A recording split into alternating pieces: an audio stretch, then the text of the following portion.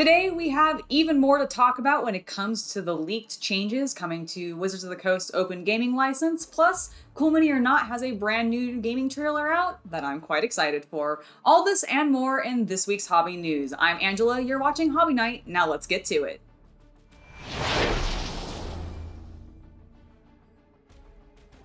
Last week, we talked about the leaked open gaming license from Wizards of the Coast and how fans and content creators were not pleased by the changes they were seeing.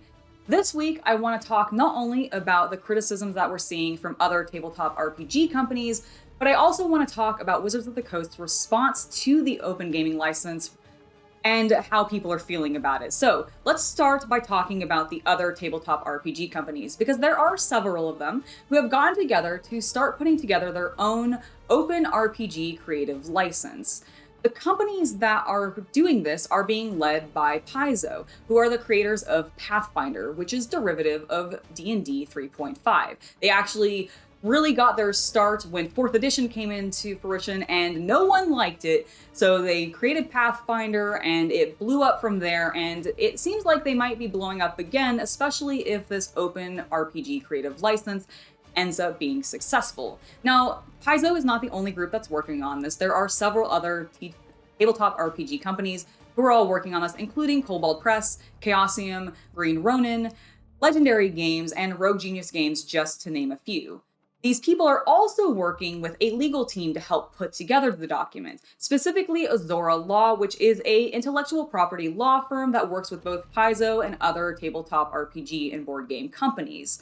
Now, what all these people's goal is to create a new document that the community can use in order to facilitate their games and have the framework of their games be based upon this and have it still be in the spirit of the original Open Gaming License 1.0 that D&D had up until this point. A lot of these people were around when that original document was created, and they want to maintain the spirit of that and actually make it so that people can continue to create content based around these systems without penalty, which is really not what Wizards of the Coast was going for with their updated documentation in the OGL 1.1. Now, I really like the idea of these companies coming together, and the thing that stood out to me the most was that this document was not going to be owned by any of one particular tabletop RPG company. It wasn't going to be owned by Paizo, it wasn't going to be owned by Kobold Press. It was actually going to be owned eventually by a non-profit organization, which has not been chosen yet, but in the interim, it's going to be stewarded by Azora Law. Basically, what this is going to mean is that if any of those tabletop RPG companies are ever bought, sold, or have their management changed, they can't mess with that document. It is safe because it's with whatever nonprofit they end up going with. And that means that the community doesn't have to worry about that document being revoked or changed or manipulated in any way by the companies that it's probably meant to protect, which is great because that means that, like, what we have going on currently with third-party production of D&D products can then just be changed over to these other systems, and we'll still get all that creativity. We can get all those homebrew designs. It would still, I think, be very good for the community. But we also have Wizards of the Coast's response to everybody's criticism of their document to talk about next, and I want to go over that before I ask for your discussion down in the comments below. So let's talk about Wizards' response now. There has obviously been a lot of concern about the leaked open gaming license document from Wizards of the Coast. We've seen fan discussions about it. We've heard from Paizo and their group and how they're making their own documentation because they're really not pleased with the changes. And there are even YouTubers and other content creators who are all covering this who are not normally D&D or tabletop RPG enthusiasts, but they still have found it to be such a big deal that they're covering it. I specifically want to call out Legal Eagle because he had a great video recently talking about the OGL as well as the difference between trademark and copyright law, and I just thought it was a very interesting watch, so I'd encourage you to go watch it after this. But beyond all that, we hadn't actually heard much from Wizards of the Coast up until this week. They actually released a statement talking about the changes that they had leaked on the day that they were originally going to announce the new Open Gaming License 1.1 document. Let's go ahead now and talk about what they've said, what changes they're planning on making, and why we aren't seeing a document already on the day that they were originally supposed to announce it.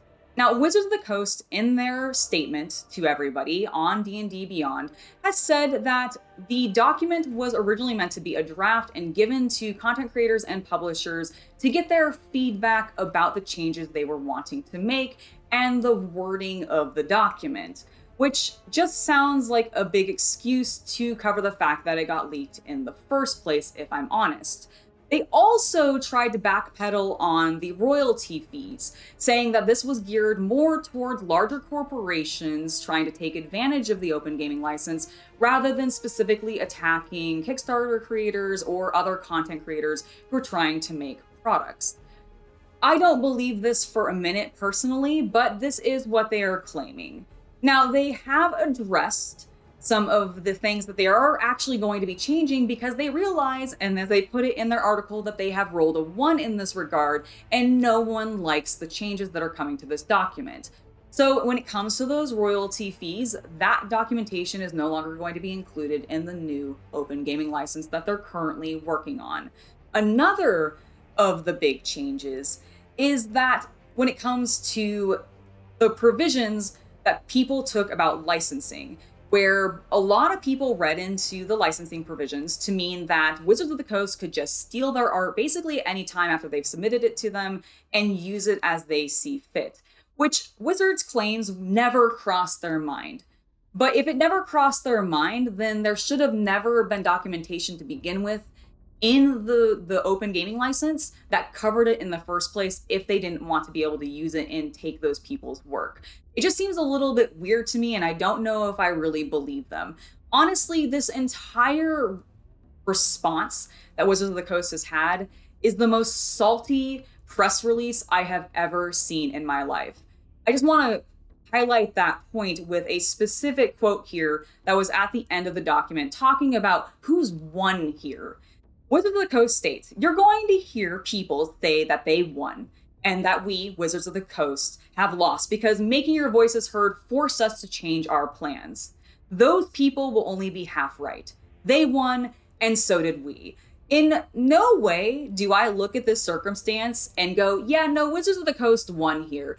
Clearly, all they were actually doing was looking for feedback, and they've now gotten it. Good for them, and they can move forward. That's not what I think whatsoever. They never wanted this document to be leaked in the first place because this entire update really seems geared at trying to monetize Dungeons and Dragons more than they already have, because frankly, they really don't actually, I feel like, monetize it that well. So much of their content does end up being made by either people that they've partnered with or by third-party companies using and taking advantage of the open gaming license, which is really no fault of those people. It's mostly just bad marketing and design on Wizards of the Coast in the first place, at least in my opinion.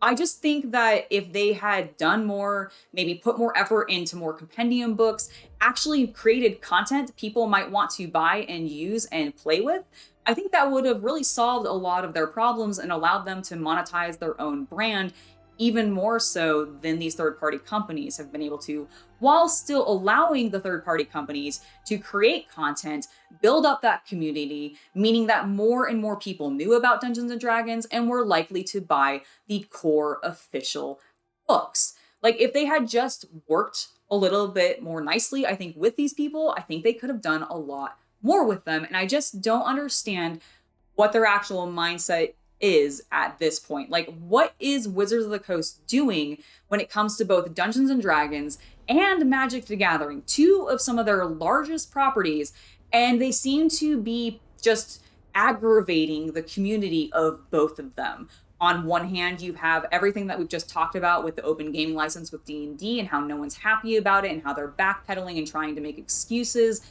and, aren't even giving us the new open gaming license yet. We still have to wait for that because they're probably just drafting an entirely new one so that it doesn't include the royalty fees. We do know that it's not going to include that. And we also know it's not going to cover the provisions with licensing so that people don't feel like their work's being stealed, which is great to know. But again, these things shouldn't have been in there in the first place. And we should already have a document to be able to look at that maybe wasn't so greedy.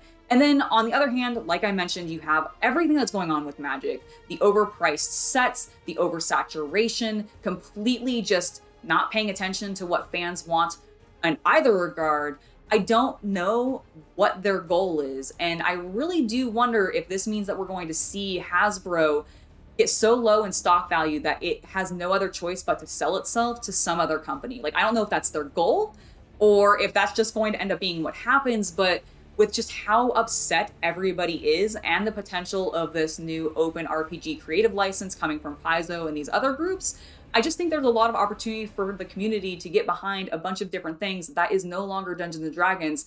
And I do wonder if we're going to see that die off a little bit. I'd love to know your thoughts down below, so please let me know in the comments how you're feeling about this. Are you going to be playing Pathfinder or other games going forward? Are you sticking with D&D? Tell me what you're feeling about it. Hey guys, I just wanted to jump in and let you know that I've recently started live streaming. So if you never want to miss those, or if you've been enjoying the content you're watching today, make sure to subscribe to the channel and hit the bell icon for notifications. Now, let's go ahead and jump back to the video.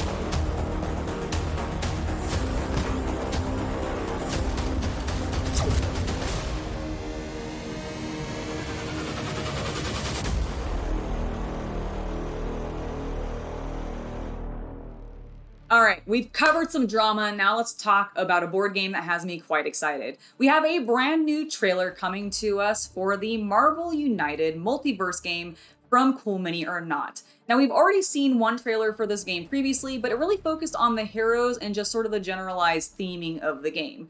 This time, we got a little bit more of a focus on the villains that we're getting in the game, as well as some of the gameplay itself, and both of them excite me a lot.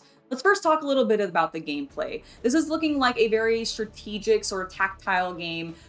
Tactical game, not tactile. I mean, it's tactile too because you're moving pieces around, but what I meant to say is a tactical game where it also has a little bit of RNG through some deck building, which I'm kind of excited for because, as you may know, I'm a big fan of deck building games. As long as those decks don't end up getting so big that the RNG ends up messing with all of the strategy that I'm trying to do elsewhere. So as long as that's nicely balanced, I think I'm going to be very excited for this game.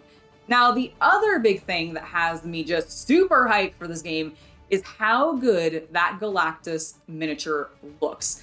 I talked last time about how I was excited to see what they did with it because I was expecting it to be oversized just like they did with the Cthulhu in Death May Die, and it's exactly what I hoped for. It is giant, it is still super deformed and fits with their just sort of SD style, and it's the proper scale in comparison to the rest of the miniatures, making him look absolutely gigantic, and I just absolutely think it's perfect.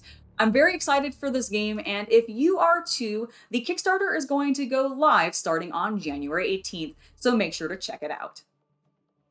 All right, that has been it for this week in hobby news. I hope you guys enjoyed. I know there was a lot of drama. We got very serious, and I try to stay pretty positive in the news, but this Wizard of the Coast stuff just has me very upset. I really don't like what they're doing, and I hope that there can be some sort of resolution in the end that makes everybody happy. That's my hope, but I have very low expectations of that happening. As I mentioned before, please do let me know your thoughts down below. And before I head out, I want to give a huge thank you to my patrons for making it so that content like this can continue to happen. Without your guys' support, we would not be doing this, so thank you very, very much. I have been Angela, and I hope you have a wonderful hobby night.